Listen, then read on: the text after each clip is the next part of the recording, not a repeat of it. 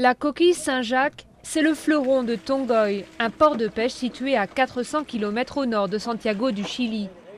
En dépit des 17 000 km qui les séparent des côtes du Japon, ici les cultures du précieux coquillage ont été ravagées par le tsunami du 11 mars.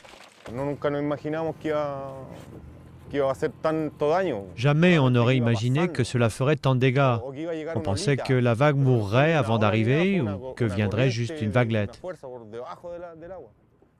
Mais ce n'était pas une vaguelette. C'était un courant sous-marin qui a laissé tout sans dessus-dessous. Sous la baie de Tongoy, l'onde a été si puissante qu'elle a déplacé des blocs de béton de près d'1 tonne sur lesquels les filets étaient amarrés. Les pêcheurs ont vendu rapidement les coquillages encore en vie, mais pour la production de cette année, il leur faudra retrouver des larves et les mollusques mettent 2 ans avant d'arriver à maturité.